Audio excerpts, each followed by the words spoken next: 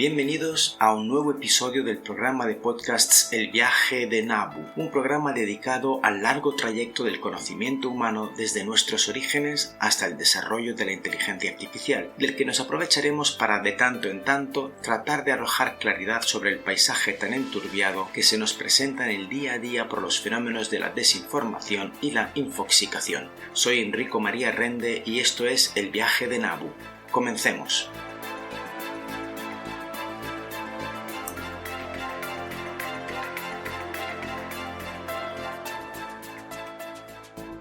Yo he sido siempre un gran entusiasta de la lengua. Soy de los que adoran acudir al diccionario de la Real Academia, y lo he sido desde que tengo uso de razón. Haber tenido que sufrir en primera persona la estulticia de los ignorantes que me tildaban de pedante por corregirles en su propia lengua, siendo yo extranjero, me ha supuesto algunos disgustos.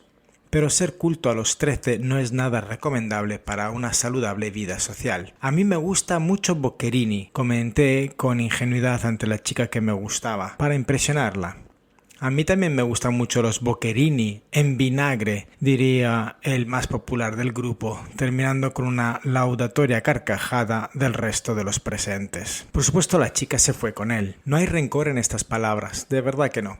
Pues por suerte siempre he sabido estar por encima de eso y he sido lo suficientemente listo o tonto, según se mire, como para saber amoldar mis formas, conocimientos y lenguaje a las circunstancias, o al menos casi siempre. Pero cuando ves que allá donde se presupondría cierto nivel académico lo que abunda es todo lo contrario, entonces es cuando puedes volver a plantearte si en efecto estamos viviendo otro fin del mundo. ¿Acaso es el fin del academicismo? Viendo el tipo de personajes que se están contratando para dirigir programas de radio y televisión de máxima audiencia, libros de superventas, diputados y parlamentarios que pueblan nuestras cámaras, se puede concluir que sí, que la destreza o capacidad de hablar con propiedad y corrección, empleando un amplio registro de vocablos y una capacidad expresiva que ponga en uso figuras ilustrativas como la metáfora, la metonimia o la hipérbole, ha sucumbido. Ya no importa saber qué diferencia puede haber entre un objeto, un útil y un utensilio, mientras se sepa decir cacharro, cosa o eso.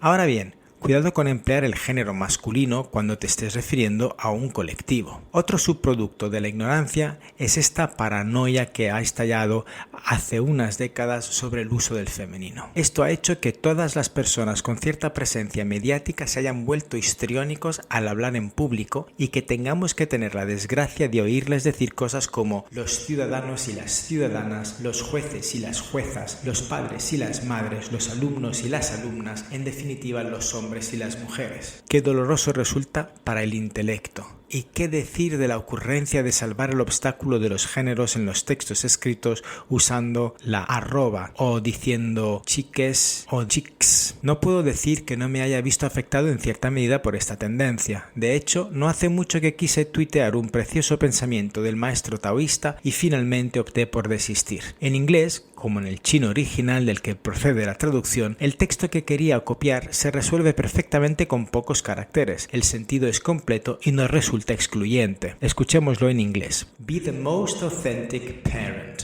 the most authentic sibling, the most authentic friend and the most authentic pupil. Debido a esta paranoia, en lugar de traducir el texto como el uso correcto del lenguaje indica, que es usando el masculino de este modo, el más auténtico padre, el más auténtico hermano, el más auténtico amigo y el más auténtico discípulo, para no ofender sensibilidades, me vería obligado a traducirlo así. Sé el más auténtico padre, la más auténtica madre, el más auténtico hermano, la más auténtica hermana, el más auténtico amigo, la más auténtica amiga y el más auténtico discípulo, la más auténtica discípula. Vamos a ver qué dice la RAE al respecto. Ese tipo de desdoblamientos son artificiosos e innecesarios desde el punto de vista lingüístico. En los sustantivos que designan seres animados existe la posibilidad del uso genérico del masculino para designar la clase, es decir, a todos los individuos de la especie sin distinción de sexos. Por tanto, entérense ya los directores de centros y los profesores y representantes de las asociaciones de padres. Dice: el uso genérico del masculino se basa en su condición de término no marcado en la oposición masculino-femenino. Por ello, es incorrecto emplear el femenino para aludir conjuntamente a ambos sexos, con independencia del número de individuos de cada sexo que formen parte del conjunto. Así, los alumnos es la única forma correcta de referirse a un grupo mixto, aunque el número de alumnas sea superior al de alumnos varones. De hecho, ¿por qué ahora son AMPAs y ya no APAS? Se trata de una asociación de padres de alumnos y con eso se indica a ambos progenitores. De nuevo, la RAE nos explica que la mención explícita del femenino solo se justifica cuando la oposición de sexos es relevante en el contexto. El desarrollo evolutivo es similar en los niños y las niñas de esa edad. La actual tendencia al desdoblamiento indiscriminado del sustantivo en su forma masculina y femenina va contra el principio de economía del lenguaje y se funda en razones extralingüísticas. Por tanto, deben evitarse estas repeticiones que generan dificultades sintácticas y de concordancia y complican innecesariamente la redacción y lectura de textos. En mi opinión, esta es una muestra más y tal vez una de las más evidentes del supino grado de ignorancia al que nos estamos conduciendo como sociedad. Pero lo más triste es el gran daño que se le está haciendo a una lengua tan hermosa, tan rica y tan versátil como el español. ¿Podrán los políticos y sindicalistas con el lenguaje de Cervantes, Lope de Vega o Quevedo? No lo sé, pero lo que sí podrá con ella es el inglés. Esta sí que es una seria amenaza. Y no me refiero a neologismos indispensables y por tanto lógicamente incorporados a nuestro lenguaje como por ejemplo tweet, tuitear, tuiteo o tuitero. Pasear por las calles más comerciales de la ciudad es un escaparate al fenómeno de invasión lingüística que estamos viviendo. En lugar de rebajas nos encontramos con carteles que dicen sales. En lugar de los entrañables y acogedores matices que la palabra hogar despierta en nuestros sentidos, debemos leer home. Discount ha sustituido al descuento de toda la vida. Y parece que happy es más eficaz y directo que su homónimo español, por lo que junto con welcome y Merry Christmas son ahora los preferidos de los comerciantes.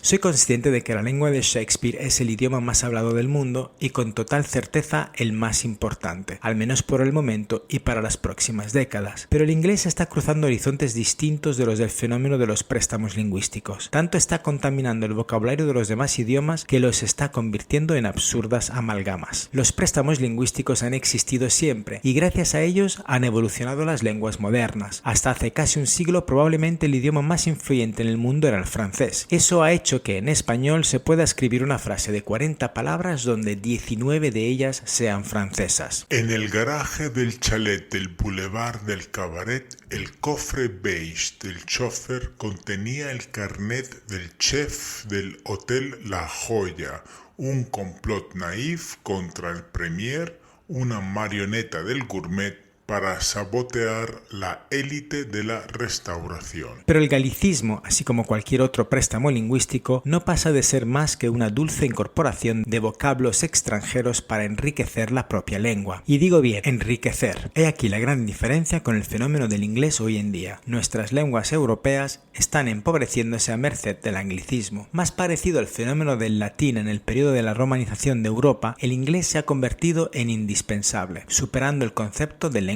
franca. Muchas compañías productoras de juegos, de páginas web o de artículos de tecnología han optado directamente por no traducir las instrucciones o los mensajes, obligando al consumidor a leerlo todo en el idioma británico. Aprovechándose de esta nueva realidad esperántica, con el objetivo de alcanzar el bilingüismo total, así se anuncian estas medidas, se implementan desde el gobierno sistemas infructuosos que despistan al contribuyente, haciéndole creer que sus hijos en la escuela acabarán aprendiendo las diferentes asignaturas en inglés. El engaño es muy simple. Se le pide a todo profesor que quiera enseñar en el sistema público o privado que sea capaz de impartir su asignatura en inglés y para ello se le pide que certifique el nivel B2, lo cual es ya, de por sí, un engaño, puesto que dicho nivel por sí solo no capacita para explicar asuntos tan complejos como los de cualesquiera de las asignaturas de secundaria o bachillerato. Por otro lado, se introduce en las aulas un asistente lingüístico, una persona de habla inglesa cuyo trabajo consiste en traducir a su lengua nativa todo lo impartido por el profesor titular. Esto tampoco es nada efectivo, puesto que el problema ahora es que el nivel de los alumnos no es el suficiente como para comprender dichos conceptos explicados en la lengua inglesa. Y mientras se espera a que o bien el equipo docente o bien los estudiantes alcancen el nivel necesario de inglés como para plantear un un sistema bilingüe real y efectivo en las escuelas del país, los años pasan y nuestros alumnos cada vez aprenden menos, nuestros profesores cada vez están más desanimados y por ende nuestro futuro cada vez menos garantizado. Espero que te haya gustado este podcast. Si te gusta el contenido del programa, te pido que te suscribas. Al suscribirte, ya sabes, no solo recibirás notificaciones cada vez que publique un nuevo episodio, sino que también podrás acceder a contenido exclusivo. Además, si quieres apoyar este trabajo y hacer que siga creciendo, considera unirte a nuestro Patreon.